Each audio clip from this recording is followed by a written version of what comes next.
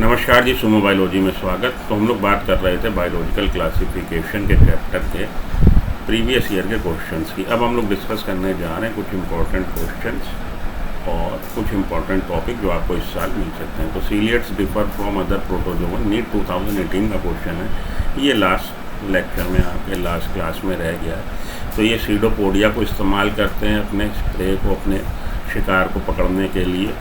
ये सीलिएट्स में सीलिया मिलेगा, सीडोपोडिया नहीं होता, तो ये स्टेटमेंट गलत है। Using flagella for locomotion, flagella को इस्तेमाल कर रहे हैं लोकोमोशन के लिए। फ्लैजिलेटेड का एग्जांपल हमारा ट्रिपैनोसोमा जैसे कि, तो उसमें फ्लैजिलेट्स इस्तेमाल करते हैं फ्लैजिला का, सीलिया नहीं इस्तेमाल कर, सीलिएट्स नहीं इस्तेमाल करते हैं। हैविंग 2 टाइप ऑफ न्यूक्लिया, ये स्टेटमेंट ठीक है। इनमें 2 तरह का न्यूक्लियस मिलता है, मैक्रो न्यूक्लियस और माइक्रो न्यूक्लियस। ठीक है जी, दोनों का अलग अलग काम है। अब बहुत ज़्यादा डिटेल है, आप कंफ्यूज हो गए। एनसीईआरटी इस बारे में कुछ भी बात नहीं करती। 2018 में क्वेश्चन आ गया था, जैसा कि मैंने पिछले क्लास में बोला, पिछले लेक्चर में बोला, या पिछली आपका ये वीडियो में बोला है कि भाई 2-3 क्वेश्चन तो आपको बाहर से मिलने हैं। बहुत ज़्यादा उसको लेके आप लोग परेशान ना होइए। पहले एनसीईआरटी पूरी पकड़ लीजिए, 87-88 क्वेश्चन ग्रैब कर लीजिए। उसके बाद ये 2-3 क्वेश्चन के लिए आपको बहुत ज़्यादा पढ़ना पड़ेगा, जो मैं आपको प्रेफर नहीं करूँगा। तो 2 टाइप ऑफ न्यूक्लियाई, ठीक है जी, 2 टाइप ऑफ न्यूक्लियाई है। नीट 2018 का क्वेश्चन है। ऑप्शन नंबर सी इसका करेक्ट हो जाएगा। 2 तरह के न्यूक्लियस मिलते हैं। अब हम लोग कुछ बात कर लें और क्वेश्चंस की। After karyogamy followed by meiosis, spores are produced exogenously. Karyogamy होने के बाद मियोसिस होगा और स्पोर्स बाह्य रूप से बनेंगे। नाभिकीय संलयन के बाद अर्धसूत्री विभाजन होता है और बाह्य रूप से स्पोर्स बनते हैं। उत्पत्ति होती किस में? अगारिकस इसका एग्जाम्पल है। आप जानते हैं कैरियोगेमी प्लाज्मोगेमी में थोड़ा सा हिक्कप है, थोड़ा सा पॉज है। प्लाज्मोगेमी होगी। What is plasmogamy? Plasmogamy is the fusion of 2 protoplasm. 2 cells की प्रोटोप्लाज्म का, कोशिका द्रव का जब संलयन होता है तो उसको हम लोग प्लाज्मोगेमी बोलते हैं, और जब दोनों के न्यूक्लियाई फ्यूज हो जाते हैं तो उसको हम लोग कैरियोगेमी बोलते हैं, नाभिकीय संलयन बोलते हैं। तो कोशिका द्रव और नाभिकीय संलयन के बीच में थोड़ा सा गैप, तो अलग अलग हो गया।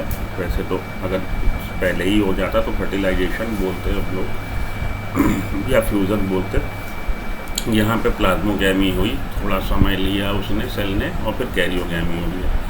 किन में? आपको एसिडियोमाइसिटीज़ और बेसिडियोमाइसिटीज़ में देखने को मिलेगा।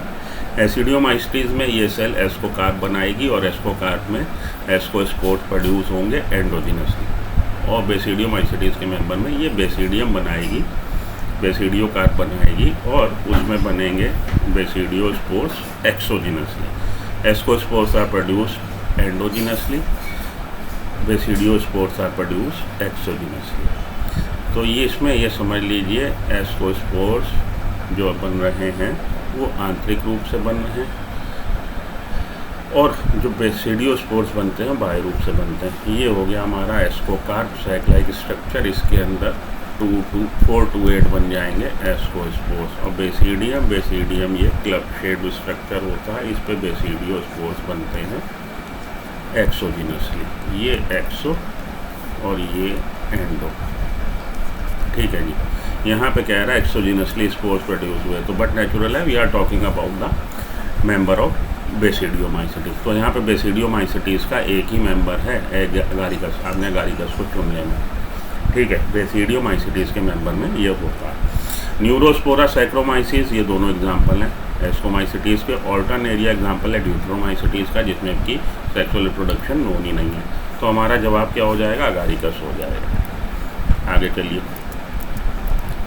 अब आगे हमारा आ रहा है, इनमें से कौन सा स्टेटमेंट माइकोप्लाज्मा के लिए कथन गलत है? बहुत इंपॉर्टेंट है ये, इस बार आपके नीट में मिल सकता है आपको। दे आर प्लियोमार्फिक, हाँ ये प्लियोमार्फिक होते हैं, पॉलीमार्फिक होते हैं, अपना शेप बदलते रहते हैं, क्योंकि इसमें रिजिड सेल वॉल नहीं होती। Mycoplasma are the bacteria without cell wall. Mycoplasma bacteria ये बेसिकली स्मॉलेस्ट नोन सेल है, विदाउट ऑक्सीजन सर्वाइव कर सकती है। पेनिसिलिन इस पर इफेक्टिव नहीं होता, बिकॉज इनमें सेल वॉल नहीं है। और पेनिसिलिन का काम, जब आपके बैक्टीरिया इन्फेक्शन किसी को हो, हम लोग पेनिसिलिन देते हैं। पेनिसिलिन इंटरफेयर करती है with the cell wall formation, तो बैक्टीरिया की ग्रोथ को प्रिवेंट करती है। यहाँ पे पेनिसिलिन इफेक्टिव नहीं होगी, because they lack cell wall. Cell wall उनमें कोशिका भित्ति होती नहीं। They are sensitive to penicillin. यही स्टेटमेंट गलत है। हमसे पूछा गया क्या स्टेटमेंट गलत है। They are insensitive to penicillin. Penicillin उन पर एक्ट नहीं करेगी। They causes diseases in plant, और प्लांट में डिजीज पादप में रोग उत्पन्न कर सकते हैं। They are the smallest living cell, ठीक बात है। कैन सर्वाइव विदाउट ऑक्सीजन, ठीक बात है। सबसे छोटी नॉन कोशिका है और बिना ऑक्सीजन के रह सकती है। तो माइकोप्लाज्मा के बारे में बाकी स्टेटमेंट ठीक है, गलत क्या है? They are sensitive to penicillin. Which of the following option is correct? इनमें से कौन सा ऑप्शन करेक्ट है? विकल्प सही है। Heterocyst are thin walled. Thin walled नहीं होती। हीट्रोसिस्ट आपको साइनोबैक्टीरिया में देखने को मिलेगी, फिलामेंटस साइनोबैक्टीरिया में। और ये जो हीट्रोसिस्ट सेल है, इसकी खासियत ये है थिक वॉल्ड होती है, इम्परमियस टू ऑक्सीजन होती है, और इसमें नाइट्रोजिनेज एंजाइम है, by help of which it can fix, this cell can fix nitrogen fixation कर सकती है। हीट्रोसिस थिक वॉल होती, थिन वॉल नहीं होती। तो हीट्रोसिस के बारे में कह रहा है कि ये थिन वॉल्ड है और हेल्प करती नाइट्रोजन फिक्सेशन में। ये कथन तो ठीक है कि नाइट्रोजन फिक्सेशन में हेल्प करती, लेकिन थिन वॉल्ड नहीं, थिक वॉल्ड होती। Archaebacteria oldest living. आर्कीबैक्टीरिया सबसे पुराने जीव हैं जो जीवित हैं, और हम इनके बारे में जानते हैं। तो ये स्टेटमेंट ठीक है, आर्कीबैक्टीरिया सबसे पुराने जीवित जीव हैं। Fossil cell wall of archaebacteria and eubacteria are different but the cell membrane are similar. कह रहा है कि आर्कीबैक्टीरिया और यूबैक्टीरिया की सेल वॉल तो डिफरेंट है, कोशिका भित्ति तो डिफरेंट है, लेकिन कोशिका झिल्ली समान है। गलत बात है, कोशिका भित्ति भी अलग है, कोशिका झिल्ली भी अलग है। तो ये स्टेटमेंट भी गलत है। हमें पूछा गया सही स्टेटमेंट। तो हीट्रोसिस थिन वॉल्ड है, गलत स्टेटमेंट है। आर्कीबैक्टीरिया की सेल मेम्ब्रेन और यूबैक्टीरिया की सेल मेम्ब्रेन सेम है, गलत बात है। पेनिसिलिन इफेक्टिव एजेंट है अगेंस्ट माइकोप्लाज्मा। पेनिसिलिन इफेक्टिव होगी माइकोप्लाज्मा में, ये स्टेटमेंट भी गलत है। अभी हम लोगों ने बात करी कि माइकोप्लाज्मा पेनिसिलिन इनसेंसिटिव है। ठीक है, तो सही क्या है? सही है आर्कीबैक्टीरिया ओल्डेस्ट लिविंग सेल है, इसको आप चुन लीजिए। आर्कीबैक्टीरिया ओल्डेस्ट लिविंग सेल है, ये स्टेटमेंट ठीक है, हम लोग इसी को चुनेंगे। ओके जी, चलूँ आगे। आर्कीबैक्टीरिया जो है ओल्डेस्ट लिविंग सेल है।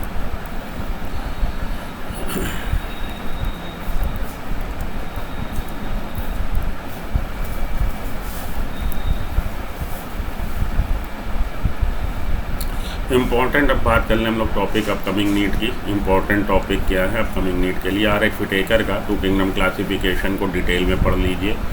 क्या उन्होंने क्राइटेरिया बनाया था? Presence of cell wall. जिनमें सेल वॉल है वो ऑर्गेनिज्म उन्होंने रख दिए थे किसमें? प्लांटी में। और जिनमें सेल वॉल नहीं है वो ऑर्गेनिज्म उन्होंने रख दिए थे एनिमीलिया में। माइकोप्लाज्मा पे गौर कर लीजिए। माइकोप्लाज्मा के लिए जो 4-6 स्टेटमेंट दे रखे हैं पढ़ लीजिए अच्छे से।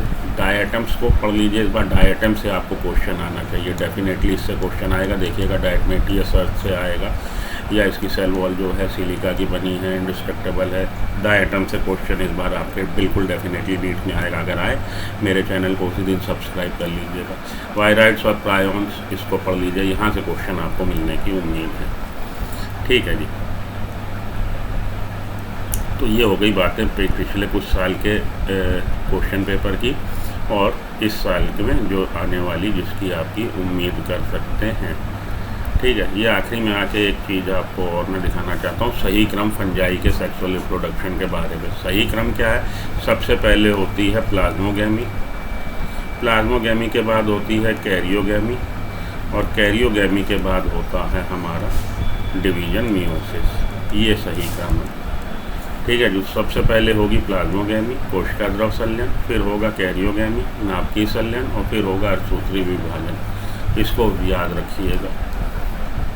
डाइकैरियोन को याद रखिएगा, बीच में डाइकैरियोन स्टेज आती है। तो ये इम्पॉर्टेंट है, इसलिए मैंने इस पर फोकस कर दिया है। तो यहाँ पे आके मैं अपनी वाणी को विराम देता हूँ, ये आपका रोकता हूँ यहीं पे। अगले लेक्चर में फिर आपसे मिलता हूँ। क्वेश्चन आपके chapter number 3, important topic chapter number 3 के, और चैप्टर नंबर 3 के प्लांट किंगडम के आपके लास्ट फ्यू ईयर्स के क्वेश्चन, 4 से 5 साल के, और जो इम्पोर्टेंट इस साल के हैं उसमें आपसे मिलता हूँ। Till then good luck, good bye, have a nice day, thank you.